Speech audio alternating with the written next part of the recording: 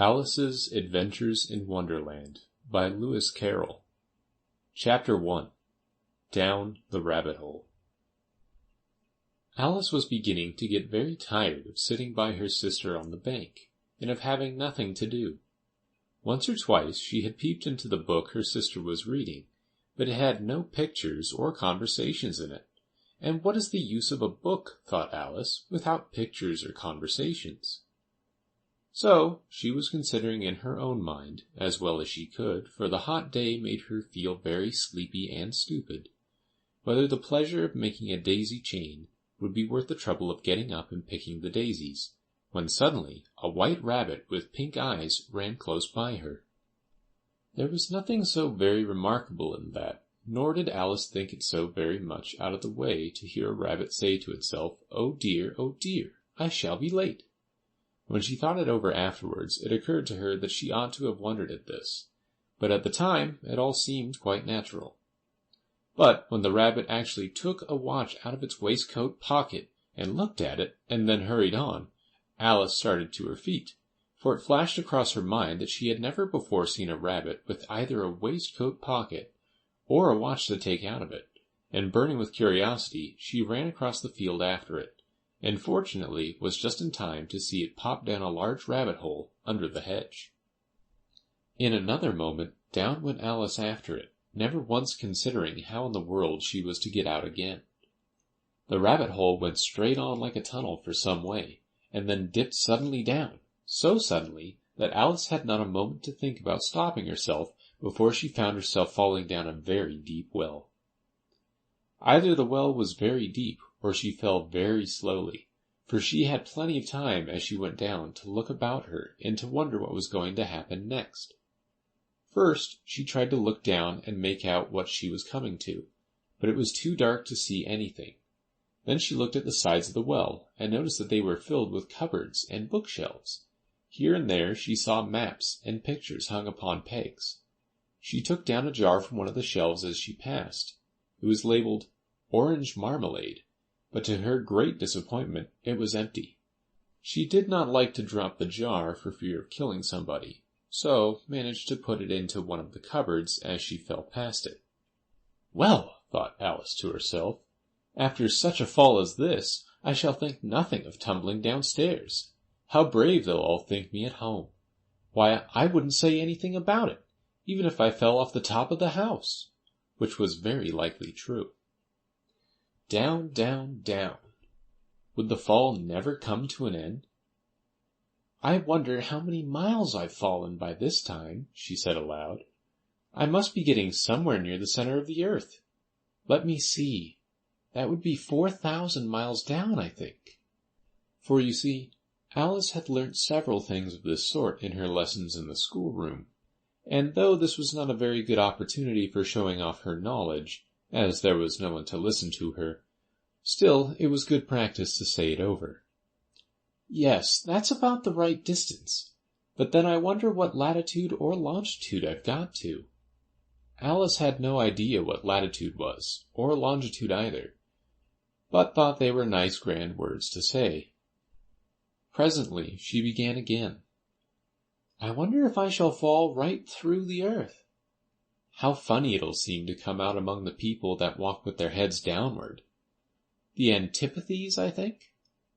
She was rather glad there was no one listening, this time, as it didn't sound at all the right word. "But I shall have to ask them what the name of the country is, you know.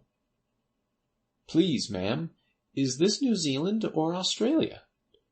And she tried to curtsy as she spoke. Fancy curtsying as you're falling through the air. Do you think you could manage it? And what an ignorant little girl she'll think me for asking. No, it'll never do to ask. Perhaps I shall see it written up somewhere. Down, down, down. There was nothing else to do, so Alice soon began talking again. "Dinah'll miss me very much tonight, I should think." Dinah was the cat. "I hope they'll remember her saucer of milk at tea time. Dinah, my dear, I wish you were down here with me. There are no mice in the air, I'm afraid, but you might catch a bat, and that's very like a mouse, you know." But do cats eat bats, I wonder? And here Alice began to get rather sleepy, and went on saying to herself in a dreamy sort of way, Do cats eat bats? Do cats eat bats? And sometimes, do bats eat cats? For you see, as she couldn't answer either question, it didn't much matter which way she put it. She felt that she was dozing off, and had just begun to dream that she was walking hand in hand with Dinah, and saying to her very earnestly, Now, Dinah, tell me the truth. Did you ever eat a bat? When suddenly, thump, thump, down she came upon a heap of sticks and dry leaves, and the fall was over. Alice was not a bit hurt, and she jumped up to her feet in a moment. She looked up, but it was all dark overhead. Before her was another long passage, and the white rabbit was still in sight, hurrying down it. There was not a moment to be lost. Away went Alice like the wind, and was just in time to hear it say as it turned a corner, Oh, my ears and whiskers, how late it's getting! She was close behind it when she turned the corner, but the rabbit was no longer to be seen. She found herself in a long, low hall, which was lit up by a row of lamps hanging from the roof. There were doors all round the hall, but they were all locked, and when Alice had been all the way down one side and up the other, trying every door, she walked sadly down the middle, wondering how she was ever to get out again.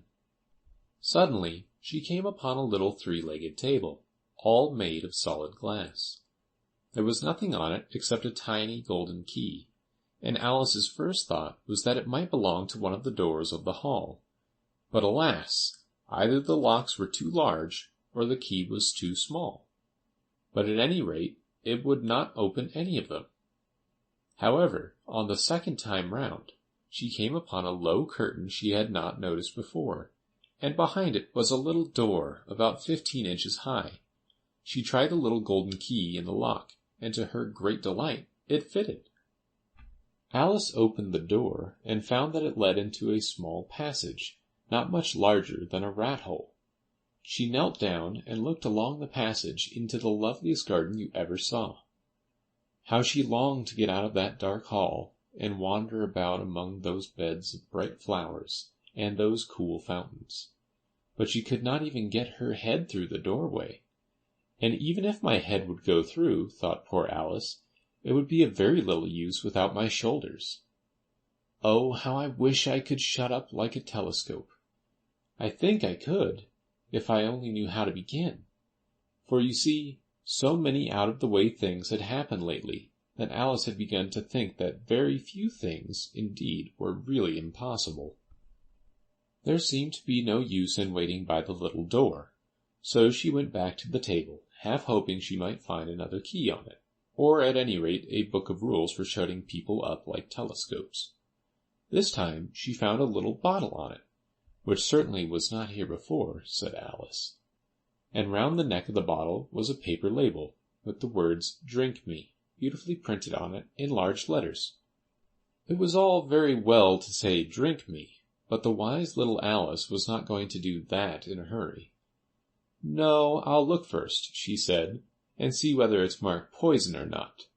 For she had read several nice little histories about children who had got burnt and eaten up by wild beasts and other unpleasant things, all because they would not remember the simple rules their friends had taught them, such as that a red-hot poker will burn you if you hold it too long, and that if you cut your finger very deeply with a knife, it usually bleeds, and she had never forgotten that if you drink much from a bottle marked poison, it is almost certain to disagree with you sooner or later.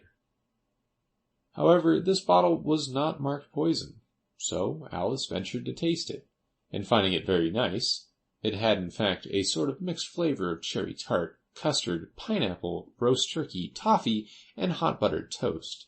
She very soon finished it off. What a curious feeling, said Alice. I must be shutting up like a telescope. And so it was indeed. She was now only 10 inches high, and her face brightened up at the thought that she was now the right size for going through the little door into that lovely garden. First, however, she waited for a few minutes to see if she was going to shrink any further. She felt a little nervous about this. "For it might end, you know," said Alice to herself, "in my going out altogether, like a candle. I wonder what I should be like then." And she tried to fancy what the flame of a candle is like after the candle is blown out, for she could not remember ever having seen such a thing. After a while, finding that nothing more happened, she decided on going into the garden at once. But alas for poor Alice! When she got to the door, she found she had forgotten the little golden key, and when she went back to the table for it, she found she could not possibly reach it. She could see it quite plainly through the glass, and she tried her best to climb up one of the legs of the table, but it was too slippery, and when she had tired herself out with trying, the poor little thing sat down and cried. "Come, there's no use crying like that," said Alice to herself rather sharply. "I advise you to leave off this minute." She generally gave herself very good advice, though she very seldom followed it, and sometimes she scolded herself so severely as to bring tears into her eyes, and once she remembered trying to box her own ears for having cheated herself in a game of croquet she was playing against herself, for this curious child was very fond of pretending to be two people. "But it's no use now," thought poor Alice, "to pretend to be two people.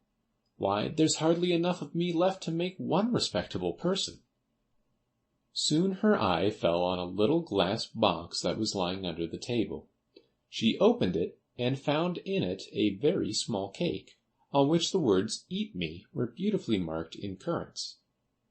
"Well, I'll eat it," said Alice, "and if it makes me grow larger, I can reach the key, and if it makes me grow smaller, I can creep under the door. So either way, I'll get into the garden, and I don't care which happens."